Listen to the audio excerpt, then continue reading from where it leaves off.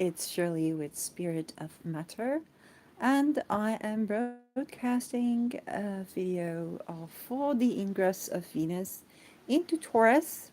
So before we get to the ingress, let's go to the obvious beginning. This is the chart where I begin to record. It's a Mars day, moon hour. The moon is in Sagittarius. Um, mm, and it's applying to trine Venus. It just entered the from trining Venus in 27 degrees Aries. Venus is sextiling, applying to sextile Saturn in Pisces, and separating from a sextile with Mars in Gemini. So I find this interesting. So the moon is applying um, to aspect these Venus, and the moon is in Jupiter's sign. Jupiter is in Aries with Chiron, tightly conjuncting. We are within the range of the Mercury Cazimi with Neptune squaring Mars. So this is the chart of where we begin the conversation, but the conversation is not about this chart. And so, yeah, I have an idea of what will I be talking about, but I won't do the prediction now. Let's go directly to the chart of Venus ingressing or entering Taurus. This happens on 17 March, depending on where you are. 16 March in the evening for Universal Time, 17 in the Middle East, might be later or earlier depending on your location. So you can adjust the chart. You can go to astrosig.com for that. And this is the chart. So Venus here is here. She's not conjunct in Jupiter. She's in 0 degrees Taurus. And she sextiles Saturn and the Ladder of Fortune, which means that we might get fated events from this vantage point. And squaring Pluto, while the moon is within orb to apply to square Venus as well. So it's not a big orb, but it is applying. It's not a tight orb, but it is applying. So Venus here is separating from a square to Pluto. That means that the mark of the ingress into this new sign is heavily impacted by outer planets. Venus in Taurus, Venus rules Taurus. So she's not unhappy in Taurus, but the particular ingress is not the easiest either. Okay, Venus is a personal planet, Pluto is an outer planet, and so Venus has to find her power in new ways in Taurus here, and there's a tension that she needs to hold um, between attracting power, okay, Venus attracting power, and um, finding her power, or a balance between power and connection that is achieved by holding the dissonance of power and connection being brought together in a way that is not easily merged. Okay, it's not a conjunction, it is not an opposition, it's a square. So there's tension.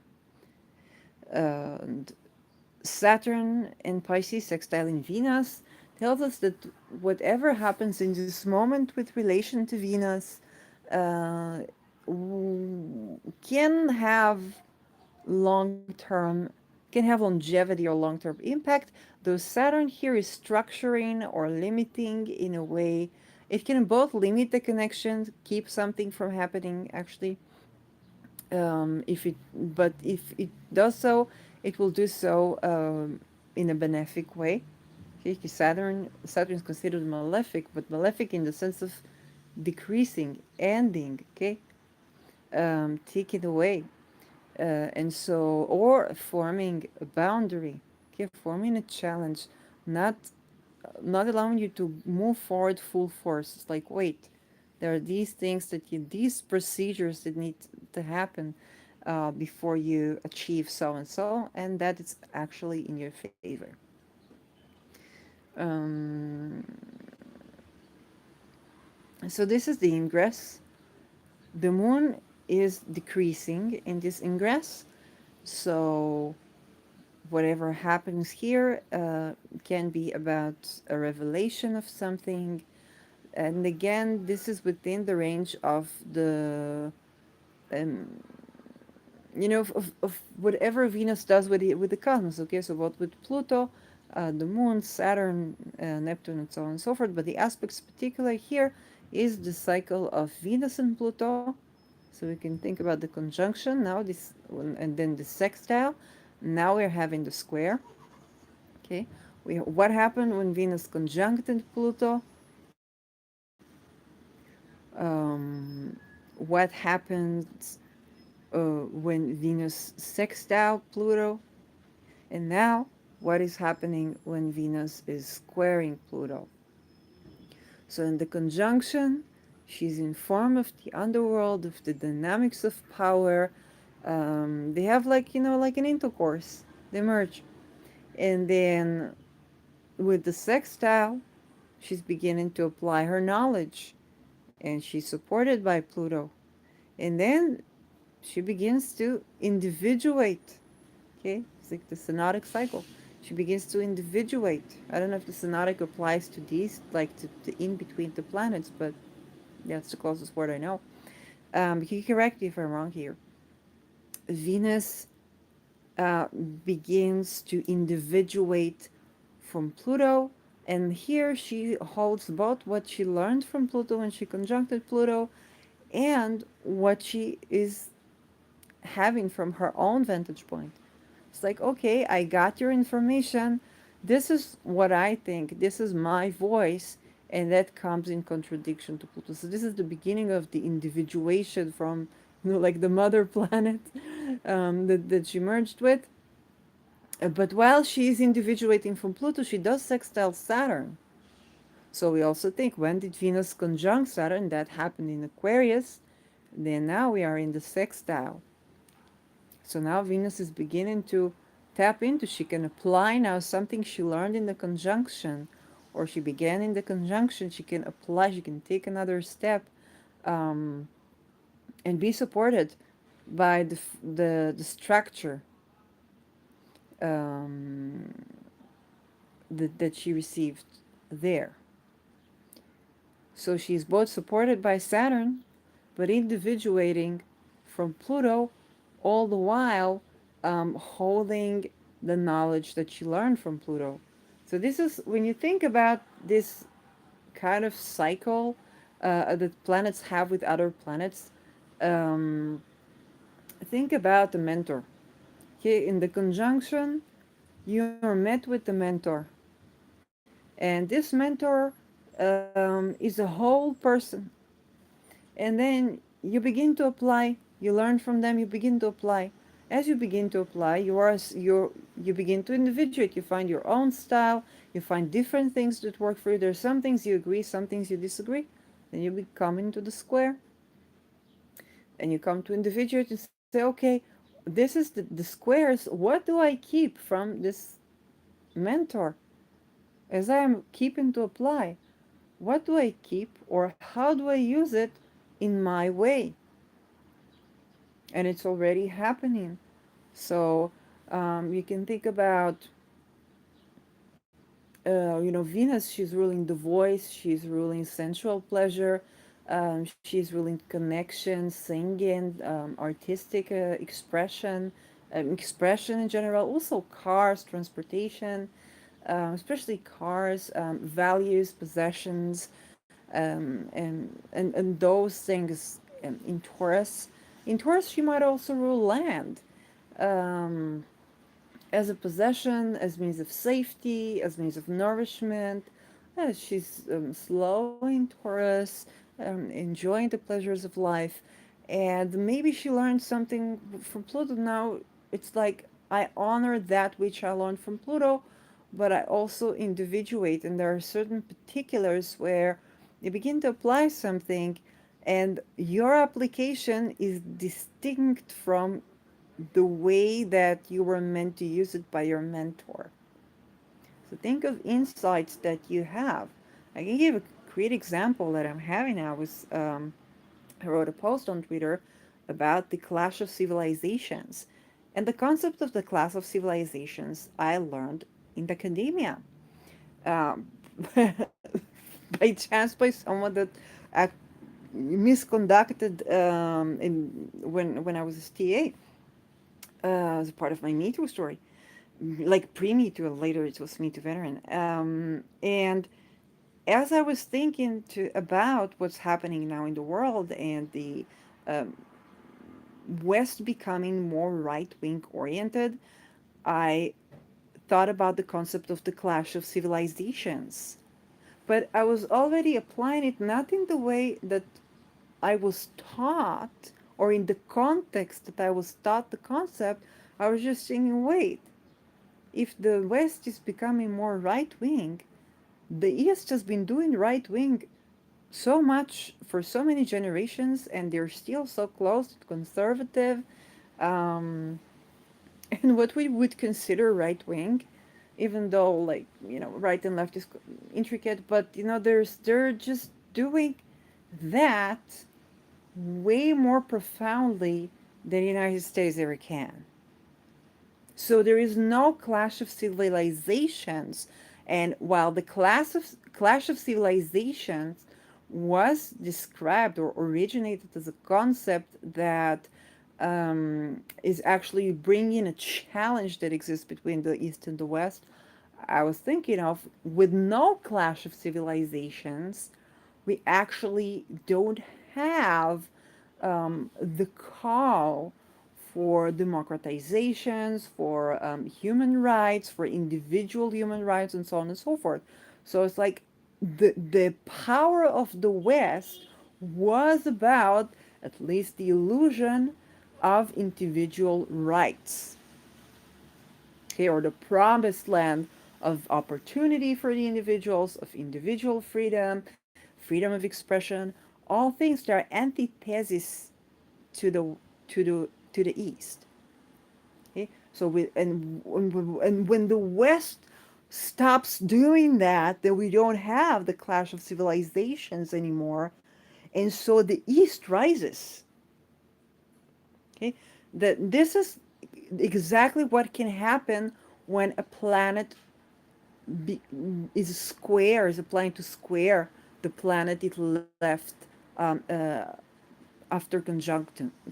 So the planet that is moving faster, Venus in this case, is squaring Pluto that is moving slower and individuating from it. And the example that I gave is a concrete example of how that can manifest, where you apply a certain concept that you learned in the conjunction, but in a new context. That, of course, puts you at odds with your mentor. Okay, with that Pluto, whoever the plutocracy, whoever that Pluto is. And this is tension that both of you have to hold. Okay. In a personal relationships context, it's particularly challenging because mundane personal stuff, personal planets, okay, are the faster moving planets. The outer planets, by the merit of their being outer planets, they affect society at large. And when you have a relationship with an outer planet impacting the inner planet that connect with relationship, like Venus, that's literally relationships, then the personal becomes the political. And it's not just about, feminism. Anything personal that you have. Yeah, Pluto can be also psychology. And you go to your therapist, And I have concrete example about that, right? You go to your therapist, there's an intrigue with your therapist. It is actually not even about you too. It's about something to do with the field of study of psychology, or something to do with the phenomena, a social change, a social structure in the structure of power that needs to change. And the intrigue you had with this person is transpersonal.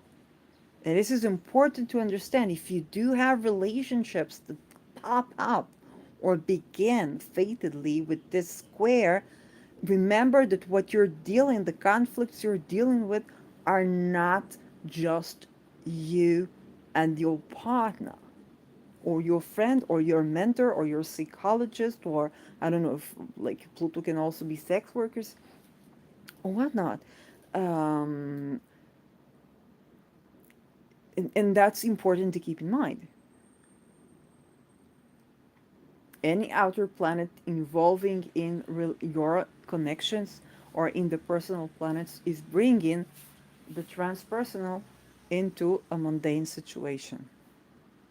Um, so when we have an ingress, we look at the ingress as kind of the, think about it. You enter a building or you enter a new space or you have your first day at school. Okay?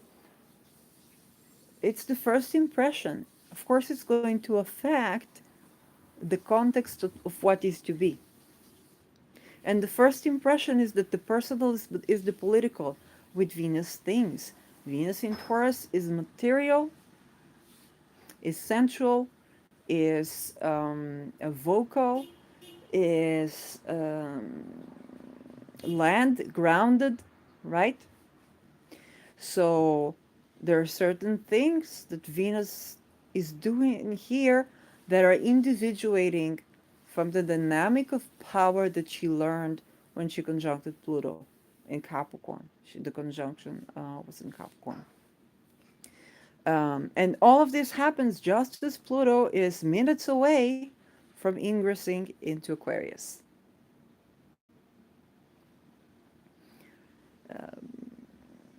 And this is also within the context of Neptune and Mercury still being conjuncting just 1 degree away from the Sun in Pisces here, Chiron and Jupiter conjuncting, and the exact square of Mars to Mercury and Neptune, and almost exact square of Mars to the Sun.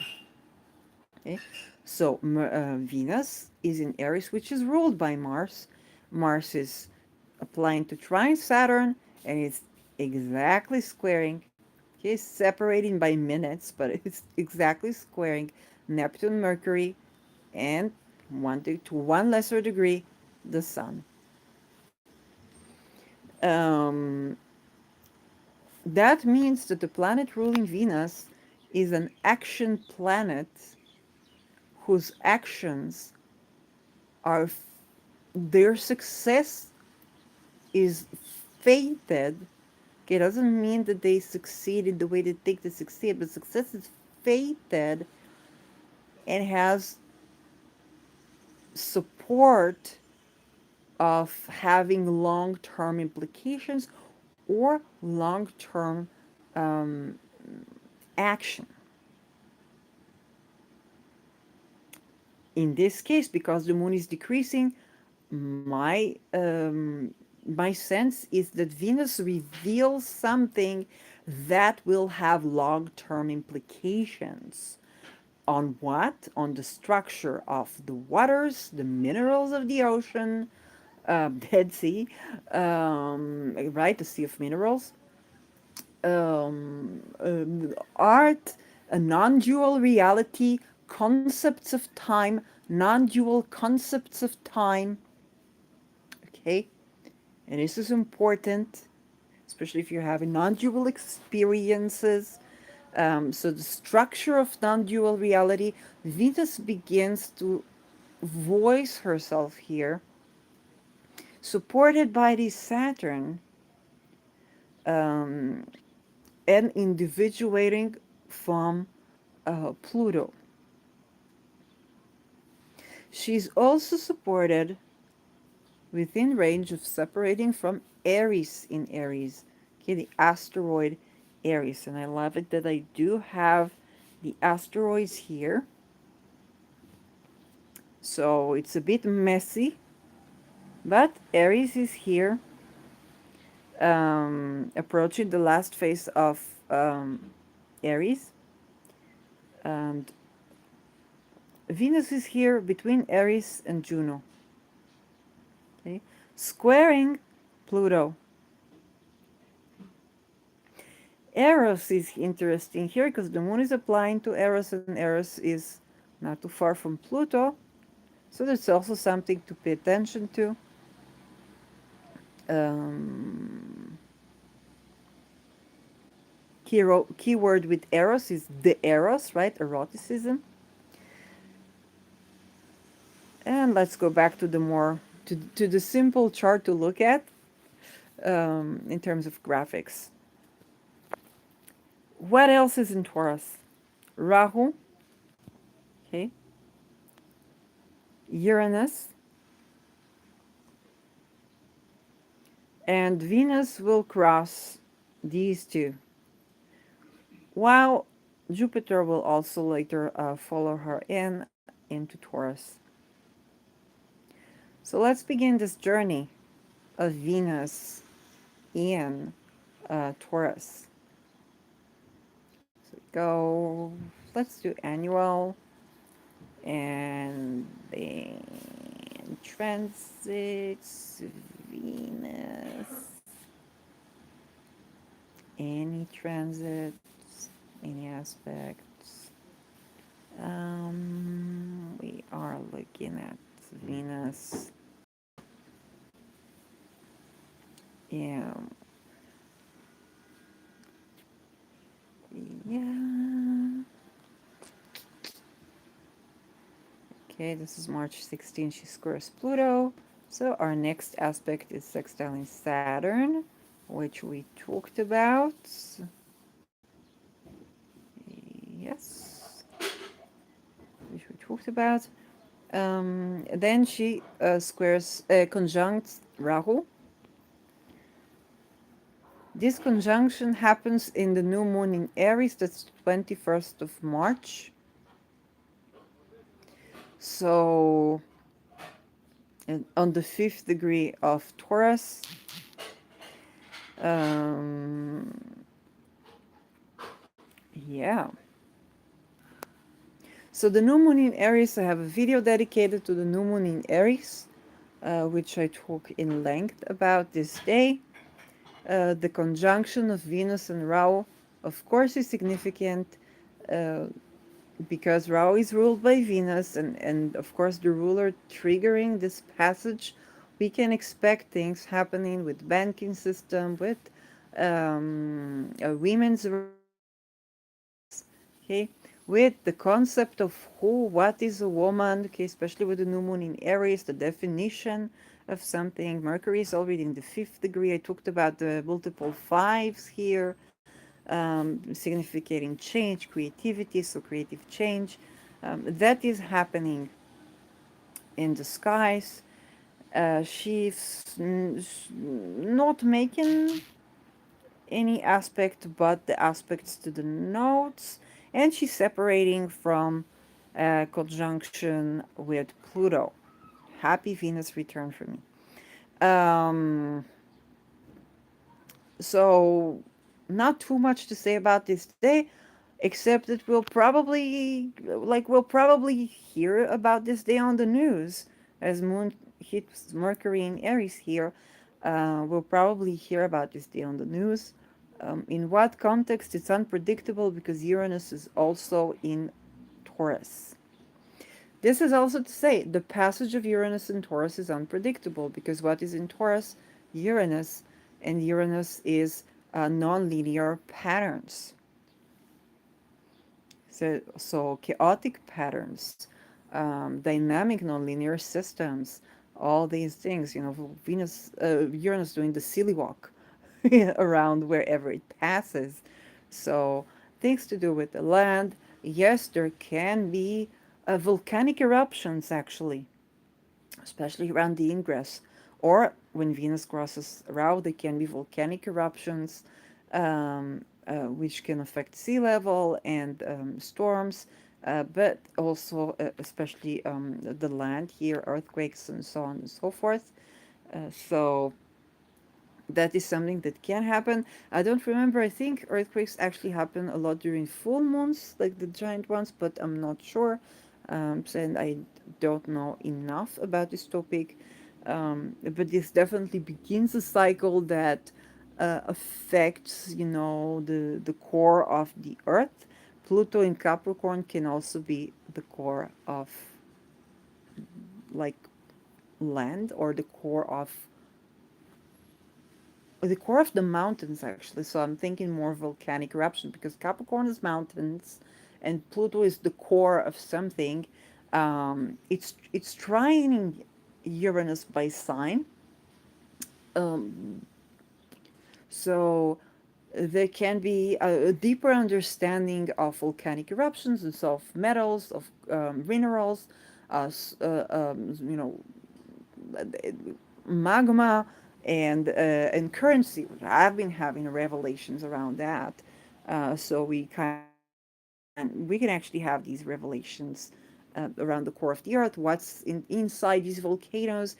How we mine the metals that come in from these eruptions, and how we mine the produce of volcanic eruptions, and thereby contributing to excess volcanic burping. Okay, the earth burping, which expresses itself in volcanoes, earthquakes, and tsunamis and storms and so on and so forth. Venus square Lilith. So this is March 23, which is also the ingress on the minute. Oh my God, on the minute of Pluto ingressing into Aquarius, which I did numerous videos about, and I'm not the least bit of done with it. So yes, both Saturn in Pisces and Pluto in Aquarius are videos that you can do over and over. Um, Venus is in 8-degree Taurus. She's sextile in Lilith in Leo, and this is Black Moon Lilith, which is the point, not the asteroid Lilith. So, and not making, thank you, any aspect other than that.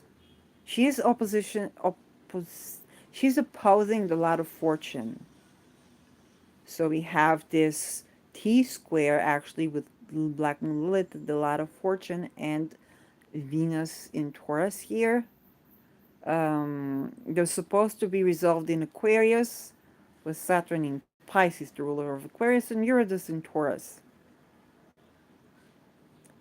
The moon is applying to conjunct both the North Node, which is another day we might hear about in the news, um, and Venus.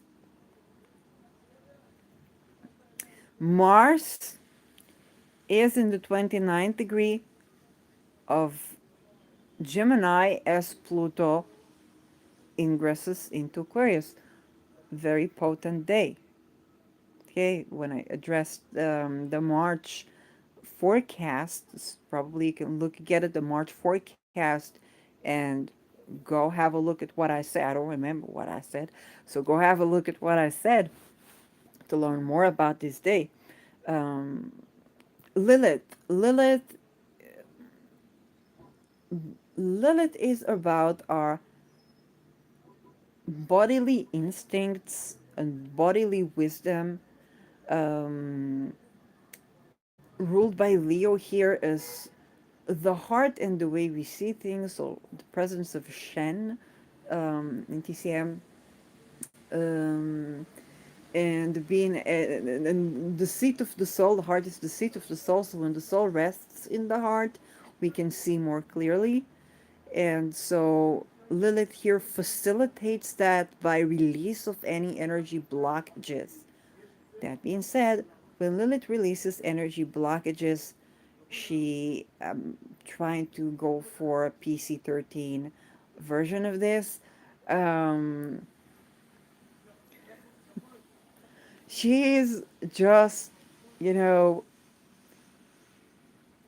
she wears her heart on her sleeve doing that, and she's way less elegant than the archetype of Leo. Okay, she's not necessarily elegant about her release. That's the least erotic I can make the erotic eruption of Lilith, that releases or that is stemmed by releasing any energy blockages that would prevent the heart or the seat of the soul, or the soul shen, from soul mind, in resting within the heart, within the chest, with ease, with peace, inner peace. um, there's the Hebrew word nachat, which I don't know how to translate. This state where, this relief, you can rest assured that you're wearing your heart on your sleeve and you're expressing, you're performing, and so on and so forth. The sun is in Aries, nearing its exaltation, the sun exalting in Aries. Mercury is actually in the degree of exaltation of the sun, so that's a fun fact. And it's an incredibly potent day. Lilith is very likely to release something, to unleash something, because she's the point. You can't see here the square, but she's the point of that square with Venus and the Ladder of Fortune. Okay? And the point of the opposition, okay, the opposing Lilith is ruled by Saturn, okay, not the term, but the sign. And Saturn is in Pisces, so she can have a creative expression that unleashes new structures. Those that allow the Shen to reside in the seat of the soul. Okay, that allow the heart to be clear from blockages and for sight to be clearer. Okay, that's from the perspective of Lilith. Okay, if you're Bill Clinton in this case, you're not very likely to feel, you know, that's just so, right? You don't want to be the.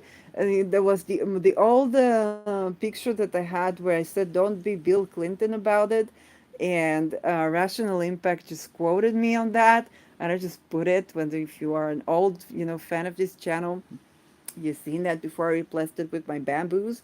Then you don't want to be the Bill Clinton in the situation. Um, no unnecessary shade. It's just obvious, deserved one. So, um, and that's just so. Okay, Lilith is not going to keep her heart um, uh, not open. She wants to be able to be with open heart. Okay, to be able to be vulnerable. If she has to be afraid to be vulnerable here, no, she's going to venom at you. Okay, but not venom like Scorpio, more like artistically express the new structure, the desired structure, uh, and just form a new structure of her own here. And there's a point of tension because Venus in Taurus, she has her own perception of femininity, sensuality, artistic expression, and Lilith is a bit more vulnerable. Okay, Venus in Taurus is actually she's down to earth, but she's way more elegant in expression than Lilith, and Lilith is unashamed about her desire for royalty, royalties, creative rights, royalties. Okay, this is very potent about creative rights, royalties. Lilith wants her royalties. Okay, um, and Venus is yeah, the type of Venus cares about how it feels to be in her own skin. Lilith cares about how she's being admired here, admired and appreciated, while Venus just wants to have sensual pleasure. Okay, and so there's a tension here between the desire to be admired by Lilith, and think about if you think about eroticism. Okay, if you desire to be admired, then you want to look, I don't know, like Marilyn Monroe. You want to look great, or you want to have certain moves. You want to be proud of, your prowess in sensuality and so on and so on. Venus, she just wants to have a good orgasm, good intimacy, good sexual experience. And what she needs and desires is not bow down bitches, but how does it feel for her to actually have a sexual encounter?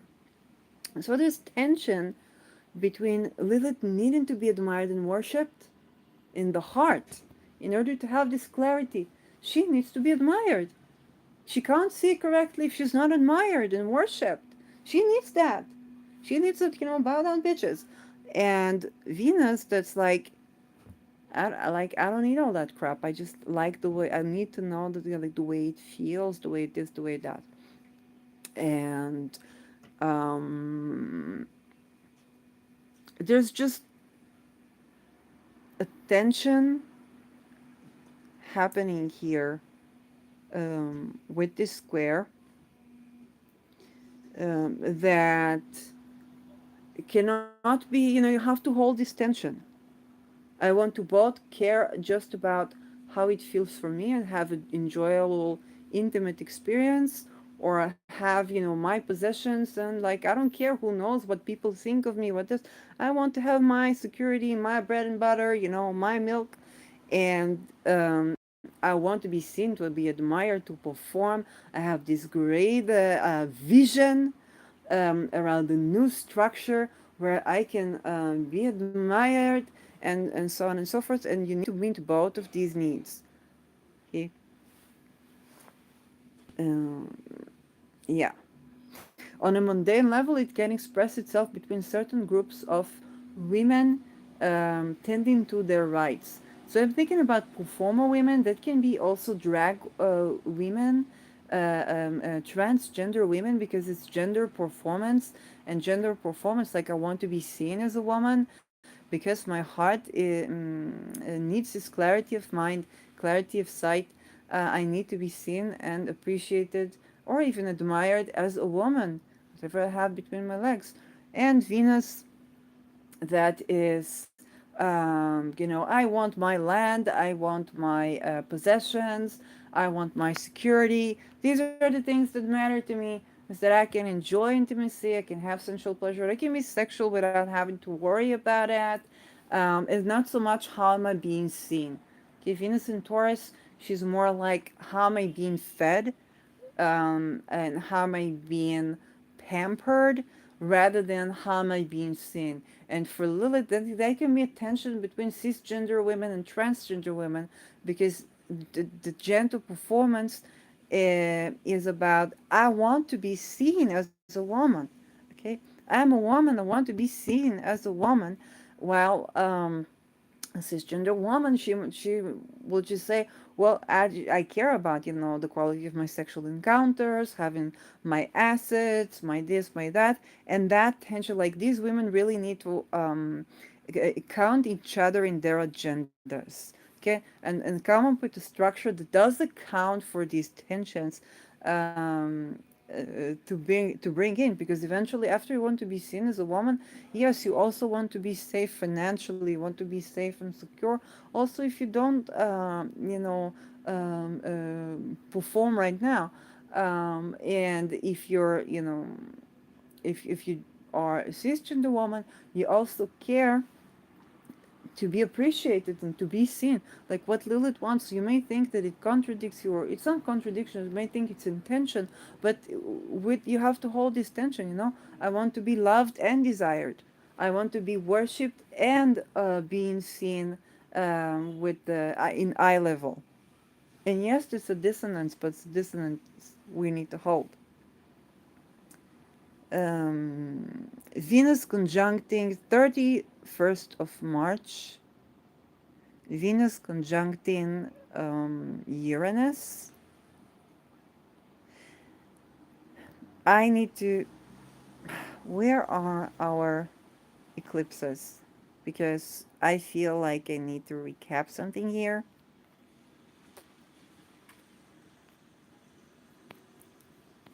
So obviously Venus conjuncting Uranus is a pivotal moment, but this really calls for, let's see where we are within eclipses, because I mixed some eclipses um, in my last 2 videos or so.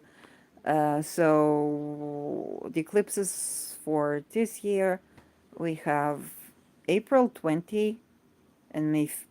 Oh my God, we have one on my, like, a day before my birthday.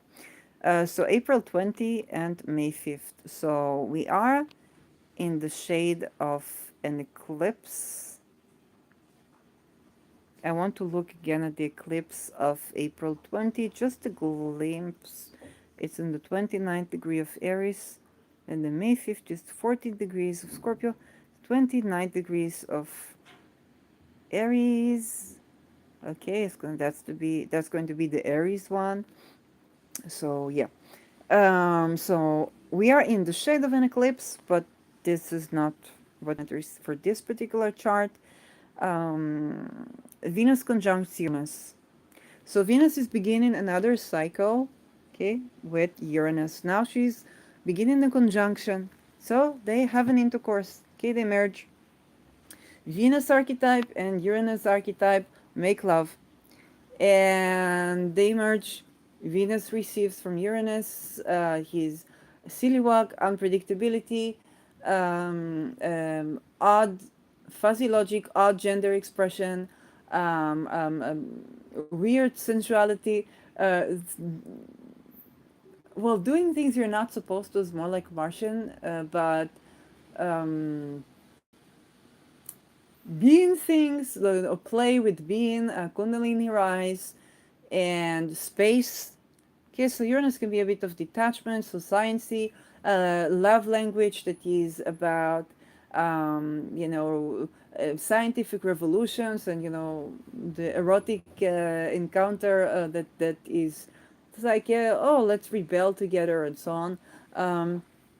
Uranus with Venus is receiving, if Uranus is this silly walk weirdo, is receiving this radical acceptance with Venus, this sense of connection, expression of the voice, an aesthetic. Okay, like there is an aesthetic to the revolution, there is an aesthetic to sciencey stuff, there is an aesthetic to downloads, there is an erotic allure to what he's doing, and someone's being receptive, and this very potent, lovely energy, not necessarily easy, but exciting. Okay, it's exciting to be Venus in Taurus right now. And Venus in Taurus is not usually about excitement. She's more tantric in the sense that of relaxed arousal, but relaxed arousal is tantrically exciting. Okay, tantric experiences can be exciting at this point. Relaxed arousal can be exciting. There's a spark that is beyond the mundane. It's exciting to be boring old-fashioned woman today. And that's the new cycle. It happens with every every conjunction of Venus and Taurus with Uranus is that sense of, Venus can have a radical acceptance of herself. Uranus can have an erotic allure to what, they're their oddities. Um, and we have a revolution of Venusian themes. So a revolution of the concept of a woman, a revolution of the voice. We can think about digitized voices. We can think about, technology that helps women, or technology that is, like a woman sex doll, um, or kink about that. Like it can be both a robot that is like that, or a kink that is played out in this way. Um, um, in Hebrew Niyush is the kink where a cisgender man is becoming a woman for kink purposes, but this one is not for this power. Yeah, it's not so much related to power exchange, but more like playing role play maybe. I don't know if role play is the right. Shape shifting is more the word. Shape shifting. So, other than sex, revolution of currency, revolution of cars. Cars may have just weird features, weird aesthetics, um, um, or beautiful spaceships, um, inventions that are aesthetic, great music. You know, at the last conjunction, I think was around both Darren Hayes and within a range of like not too much later. Beyonce also came with her. They both dropped, and I think also Taylor Swift dropped her album, and all of those celebrated queer, LGBTQ culture, so black LGBTQ culture with Beyonce, and were a point for a revolution discourse. With Beyonce, it was really funny the number of times you had to take away things that she said because not knowing the culture, she used expressions that, like cacao, which is literally crap in Hebrew and some other languages too, and all those hilarious controversies that were around that release. And that was also conjuncting Rahu. So that was, but then Mars was in Taurus too, if I'm not mistaken. So those were very potent albums, genius albums, um, uh, celebrating radical acceptance of gender non-conforming. Um, if you think about the song Alien Superstar by Beyonce, so we can have a couple album drops. The moon is growing. The moon is in the 29th degree of Cancer in this particular chart. So it's a great time to drop an album that you want to be controversial, to steer a reaction. Mars is in Cancer here, sextile in Saturn. So if you have some Marsy things that you incorporate into this, can be lucky. Um, the moon is not applying to this conjunction though, so you might want to either drop it earlier when the moon is earlier in that day or the day before when the moon is sextiling this conjunction. That can be a good time to drop. And like if you want to have an album drop, that can be a good time. And you don't have to stick to Friday like Beyonce did it. It revolutionized the entire music industry. Like Friday is not, I know Friday is a Venus day, but if you think about Uranus, like Saturday, or and why did I say Saturday or Wednesday? Because Uranus can be seen as the other ruler of Aquarius, which is ruled by Saturn. That's Saturday, or because it's in Venus on Friday, or because it's in yeah. What day is it of the week? I don't know. It's not saying here, but you need to check what day of the week is it for you. And if that's on a Wednesday, on a Friday, on a Saturday, you can release that because it's also the considered the higher octave of Mercury. Okay, technologies and self-expression, and Mercury is very tightly related to Venus, so it can be a Wednesday for you, which is also about sales. Um, it's a good day.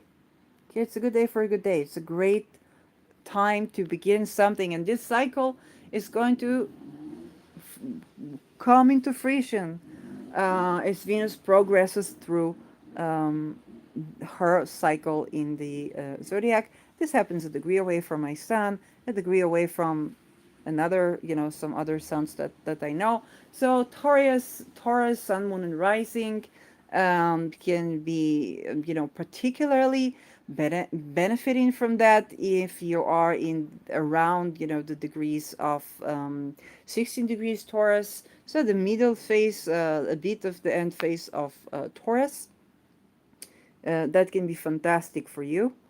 Um,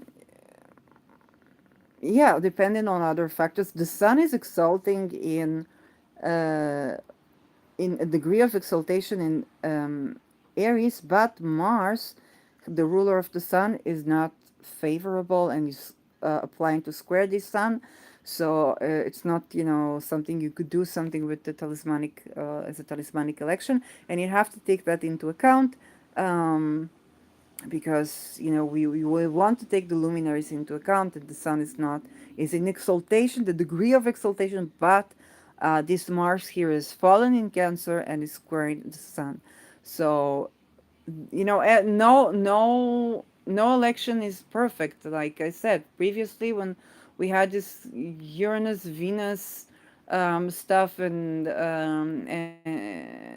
Beyonce dropped her album, there was so much controversy, and she had to revise things and take off samples and um, all these things. But obviously she knew what she was heading towards, and that was a great success. Um, and the controversy actually continued to the cycle of Venus Uranus, where there was the British awards that she did win, the Brits, where she was acknowledged, but I think it was the Grammys where she won so many the most awards, but it's like the timing for winning the best artist or album of the year was never coming up for a black artist. And it's like, okay, this is Beyonce. So you can say, you can criticize, you can this, you can that, but you cannot ignore her contribution to the music industry, um, and, and, and so on and so forth. Um, and it was her husband that was very candid about it, and very mature. It's like we care about this, we want this, we talk about this because we do care about the Grammys, because we do want to win this. So it's been very elegant and very mature about this expression that, hey, we want to be acknowledged. This is not us rebelling you because we don't care. And this is very Venus Uranus. It's like, I'm rebelling because I care. I'm rebelling because I want a sense of connection that I'm not receiving. And Venus can be a lot more open and radically open um, about her desire for connection with this conjunction. Uh, love this one. Love this one. Um, no Saturn stuff related to Venus. Mars is not favorable, so it's not necessarily about dating a new person, but definitely for creative projects. Totally love it. Venus sextile in Neptune happening on April 7th. Is Venus still in Taurus? Yes. So Venus is in the 25th degree. Okay, Venus is conjuncting Algol here and sextile in Neptune. Um, and yeah, she's applying to trine Pluto. It's how's the 25th degree rolling? Okay, the moon is with Ketu. So the moon is opposing Mercury in Taurus. There's the ingress of Mercury into Taurus, but 25th degrees of Taurus. So this is conjuncting Algol, which is the asteroid that we have in tropical Taurus. And Algol is about, um, well, the importance of the voice and the creative expression, and the sexual. It's not about sexual liberation as the safe having being safe to say no, yes, and maybe, and have your boundaries respected in spirit and in matter. Okay, as a talisman, algal protects from violation of boundaries on all levels. She's protecting exactly the things that she may be signifying in the chart. That is the violation of these boundaries. So, this particular sextile of Venus to Algol is a conjunction, and conjunction is a hard aspect. Okay, it's a merging of the energies of Algol and Venus. So Venus is Algol and Algol is Venus. Anything Venusian here um, is especially the earth, the land, the mother nature, the the motherland is more moon, but definitely the land of Gaia, those emotions, boundary setting. You will not exploit the earth. You will not exploit the land. You will not exploit women on the land. Like this fierce explosion of energy is protective. Of course, that can also mean experiences that are difficult. Diana, I don't remember who made this research about the royalty house in Britain and the conjunctions to Algol. I'm not sure. Perhaps I did a study with me episode about that, but the credit deserves to the person who did that research. It's a fascinating research, and they went over also Princess Diana and her connection to Algol. Who did that? I don't remember. If you know it, put it in the comments below so I can give credit. So, this is not an easy conjunction. Okay, the sextile to Neptune, um, perhaps artistic expression. The many ways in which this can play out. Rest, even resting. Um, and the supplying to trine Pluto. Well, it's difficult because the mundane expression of something or can be. Think about the revolution of women in Iran. Okay, obviously this is something positive. That being said, think about what women went through or are going through in Iran. And now Iran is connecting with Saudi Arabia. On what basis? How will women, both Saudi Arabia and Iran, be affected by this collaboration? Okay. Um, um,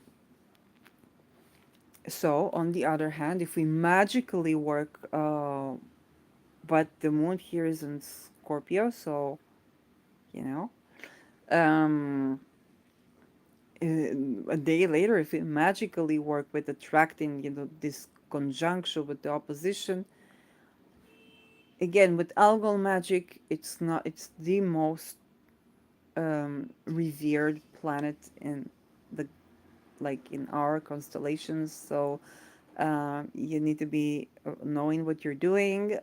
If you do know what you're doing, then perhaps you want to make a video of your own of what you're planning to do, how you're planning to do. And if you want to make a reaction video, then you're welcome to put it the link here. So I can see good talismanic work on this day happening depending on the ascendant. Although here the ascendant is conjuncting the moon, but the moon is not aspecting Algol, it's aspecting Mercury, which is not happy in Taurus. Um, but like you might poke around and find an election that you do want to work with. Venus Algol can definitely be excellent protection of your possessions, your physical body, your sexuality, your sensuality, from all things in spirit and in matter. Okay, protecting, safeguarding these boundaries in spirit and in matter. Your creation, also, if you're a creative artist, your creation will have sextile to Neptune here, and receive the support of structure or the structure of nature, because both Algol and Pluto and the Pluto's in Aquarius already here, the mandate of the land and the mandate of the earth. Okay, if you apply to do things that necessitate the mandate of the land and the mandate of the earth, the mandate of the earth, the mandate of the sky, the mandate of the earth, then perhaps you can apply or petition Algol and Pluto to give you the mandate of the land and the mandate of the air, to proceed, to protect yourself, and to act or to voice yourself in alignment with the mandate of the land and the mandate of the air. Okay, if this sounds like Chinese to you, then A, it's taken from Chinese, and B, traditional Chinese philosophy, and B, it, ask questions. Okay, ask questions, and I will tell you what I know, or what I think I know, and if humanitarian work or humanitarian magic is something that you're interested in, I'm not a authority on that. I just think and share my thoughts. Remember, this is a goal we are working here, so even if you're doing humanitarian magic, please make sure that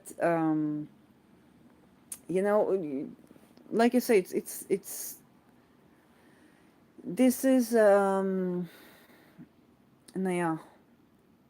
it's not something that I want to scare you from doing, but I also don't want to be um, um, making it look like this is easy and you don't need to take precautions and so on and so forth, because I'm not an authority on this, and um, but I also want to share with you the information so that you know this is happening. Even if you're not doing anything around that, this is a good time to do magical work with Algol, Algol Venus.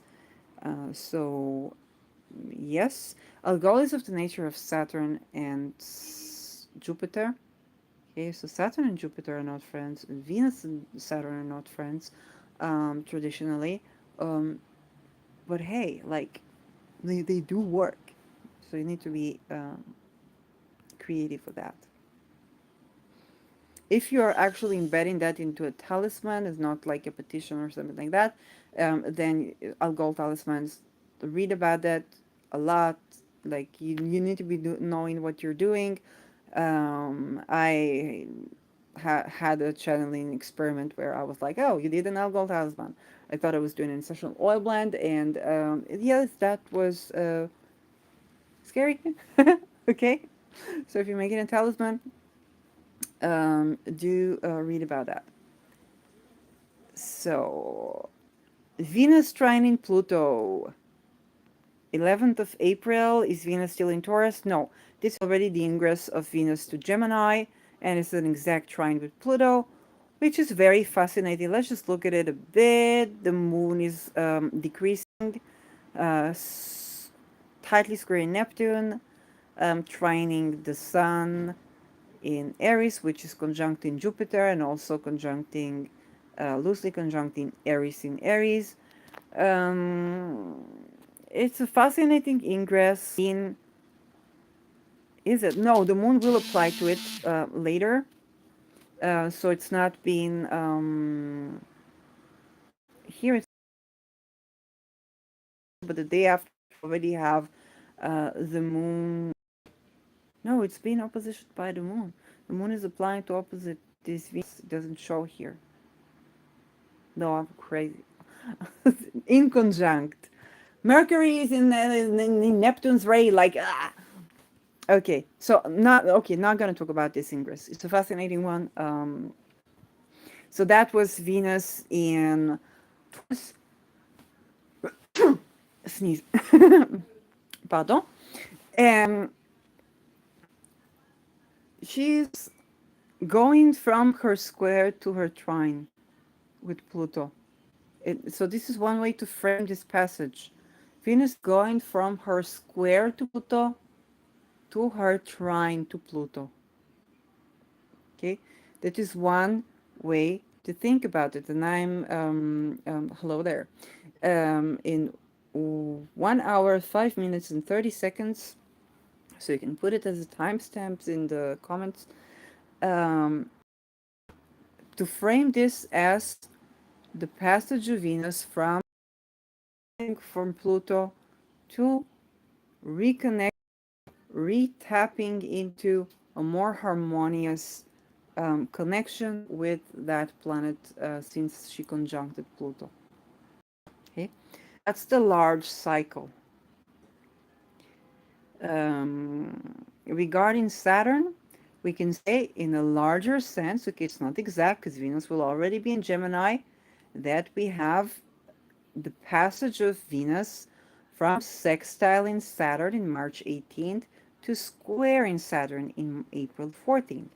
So in the beginning, she squares Pluto, she individuates from Pluto, but still applies Saturn, or she applies Saturn to individuate from Pluto, and later she reconnects with Pluto to individuate from Saturn. Okay? Saturn is structure, um, in Pisces, structure of time, the liquidity of time, the liquid concept, and Venus is applying that to have her own say about what she learned from Pluto, and then reconnecting with Pluto from a different point of view, just more in harmony with what Pluto originally taught her. It's kind of like thesis, antithesis, synthesis. So this is a point of the first synthesis of Venus, the trine with Pluto, and the synthesis helps her. She's already in the Gemini when she does that to individuate from the liquid structure that Saturn has to offer in Pisces. Okay, so this is another way that you might want to frame this. A more tiny cycle here is from conjuncting the North Node to conjuncting Uranus. Okay, she's befriending the North Node, she's befriending Rahu, the point of hunger and longing for what is to be, what is to unfold, and from craving what is to be to craving the silly walk of Uranus. Okay, so she is intertwining two lovers. Okay, one is Rahu and one is Uranus. Um, and you can literally see the structure here. Okay, square to trine, sextile to square, and the inner circle, the inner petal, conjunction to conjunction. What we have in between them, another square. And this square is with Lilith. There's a lot of aesthetics to this move that Venus does in Taurus here, cosmically or not. Um, and here Venus is with Lilith, squaring Lilith. So this point is probably, and we go back again to this chart, because this point is probably the most important one. It's like when the yin motion is like it's moving in circles, moving in circle, moving in circle. Then she hits the spot. This is where she hits the spot. It's like I want to enjoy sex and I want to be admired and worshipped. I want you to kiss my toes and I also want to enjoy the way it feels when your tongue, goes over my nails or straw nails or something like that. It's like I want the joy of your admiring me, as well as the sensual pleasure of, yeah, what it feels like when you kiss my feet. It's just joyous. It's not about, anything. And it's also about the admiration.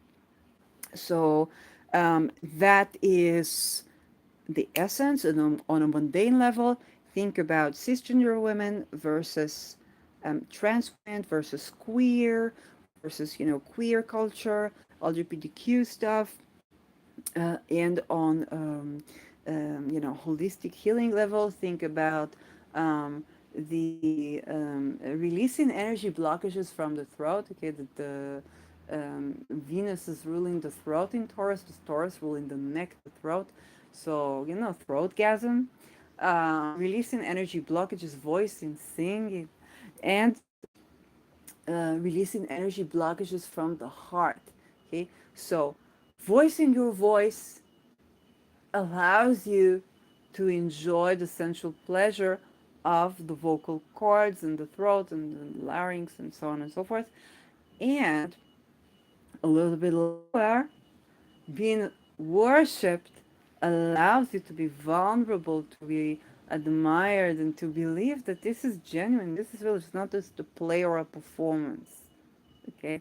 So think about the vulnerability of desiring to be worshipped, and the vulnerability of believing that this is real, that you are worshipped, that you are uh, being put on a pedestal, knowing that we are all one, seeing each other eye level, because the sun rules both holistically, one of the eyes and the heart.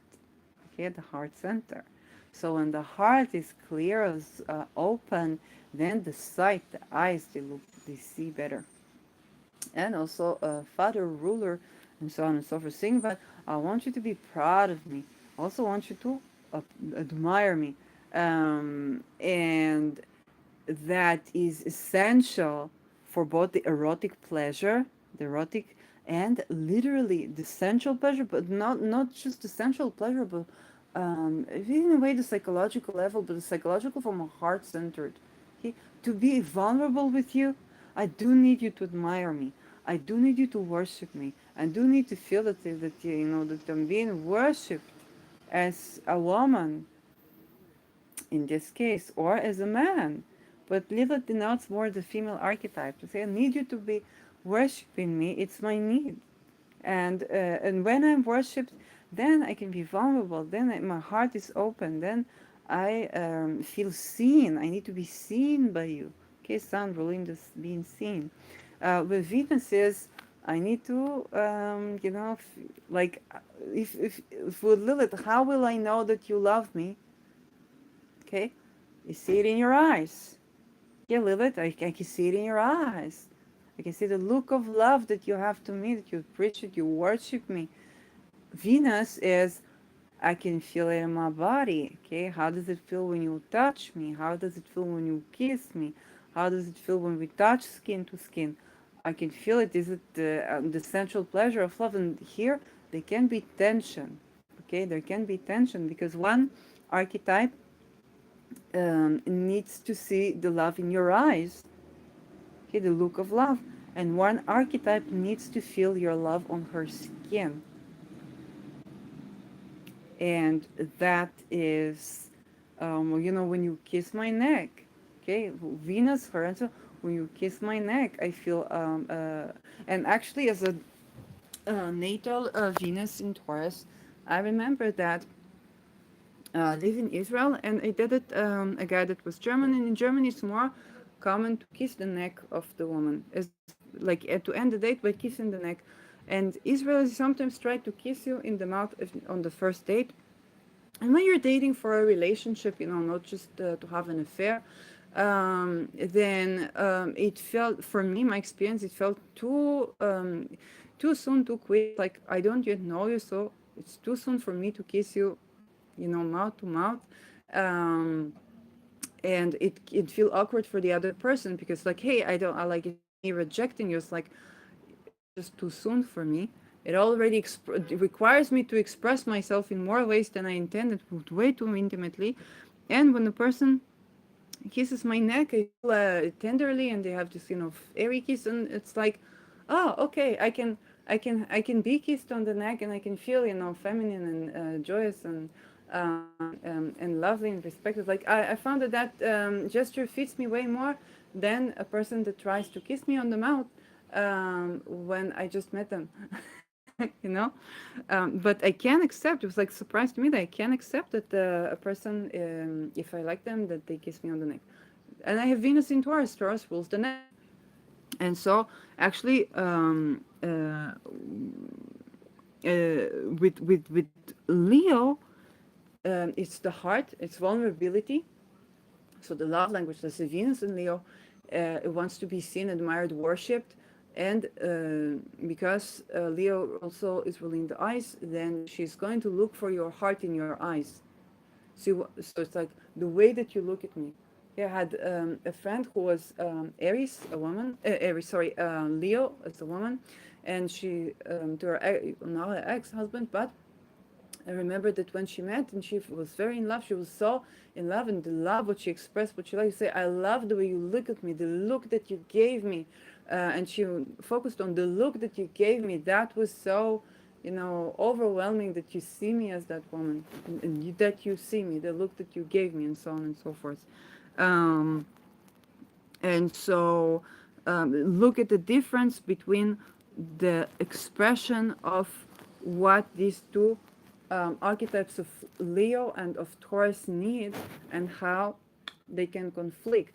Okay, I can tell a personal story of a person that maybe had placements in Leo. I did not do astrology back then, and we were talking about the relation between love and sex, and I was saying I'm the person that needs the person to love me for sexuality. It was so honest. It was like, I just need it for the sexual pleasure, for the person to love me. And he said, how will you know that, like, if we, flirting, if we met, would you know that I love you? He can believe I remember that.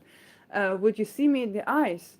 And I was like not even thinking about that, because I was like, how can I see it in the eyes? Like, how would I be able to see it in your eyes if you love me, or something like that? It's more like how how the touch feel, how this feel, how that's. When we actually met in person, I remember he kissed me on my neck, and I felt really loved, really wrapped in this feeling, when actually he was not in love or infatuated with me or something like that.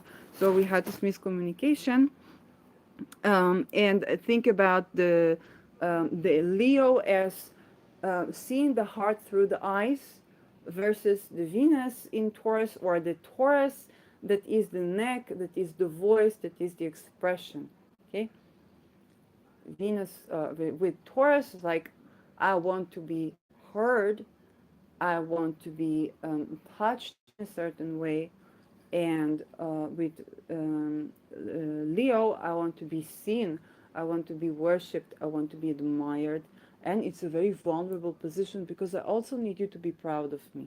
And I remember I had this one huge misunderstanding with a person. They told me, I'm proud of you, and I felt like they were trying to do something, trying to express something that was very meaningful to me, but it was like from a fatherly.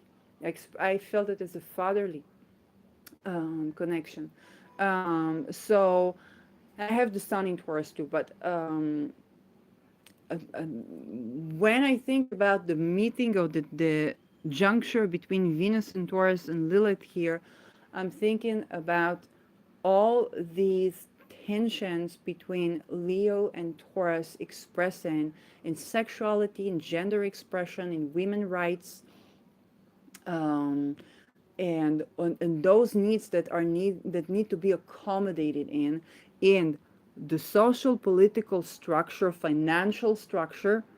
Okay, the Leo thing, and the and the this Saturn thing, and in the aesthetics, in radical acceptance. So when we radically accept the woman, what do we radically accept? Do we accept her body? to accept?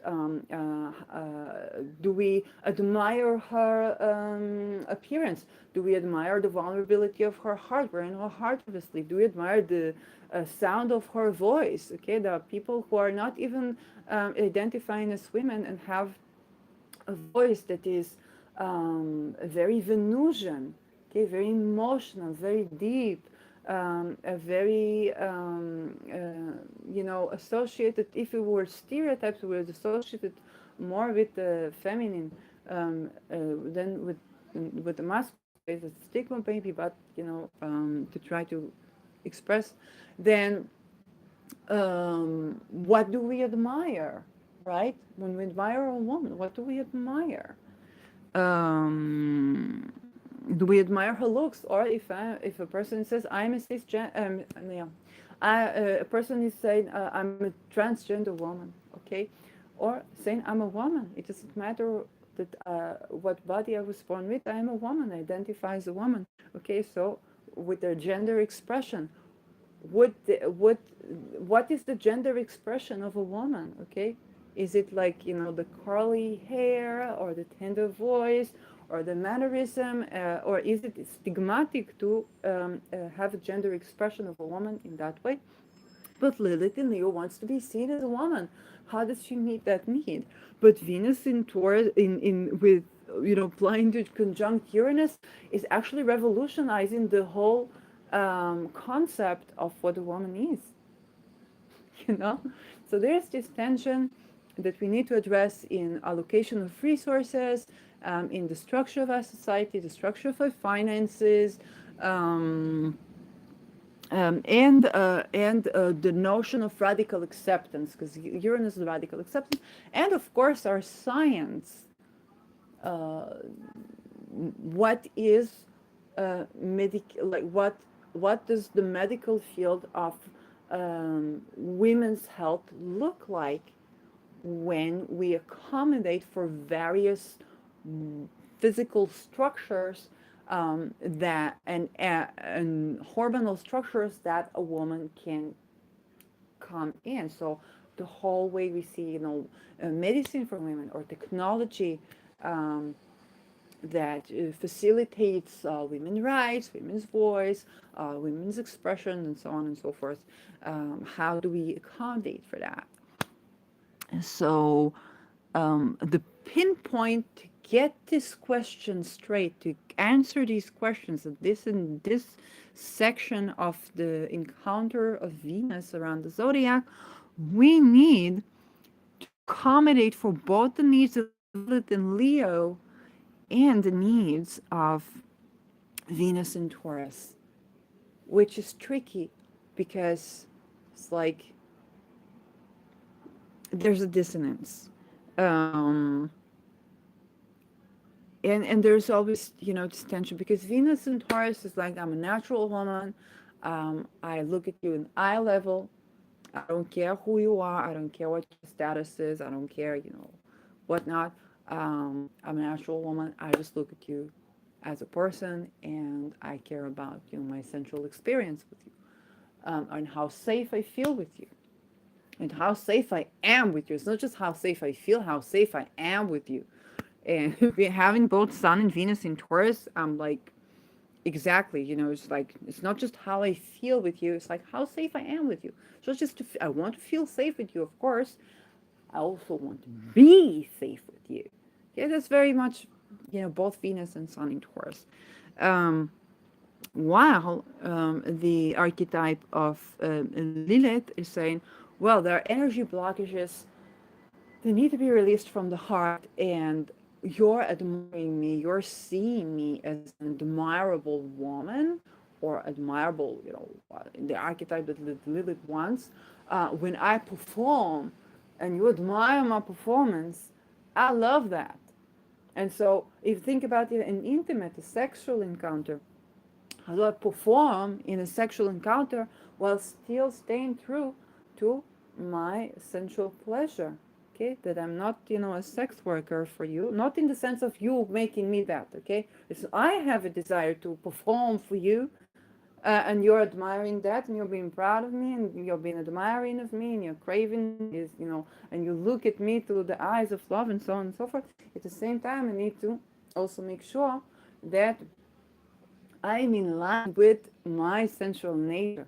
Okay, so that the way I perform for you does not come at odds, because there's this bridge that we have to match, like the subset of me enjoying my sensual experience and me performing.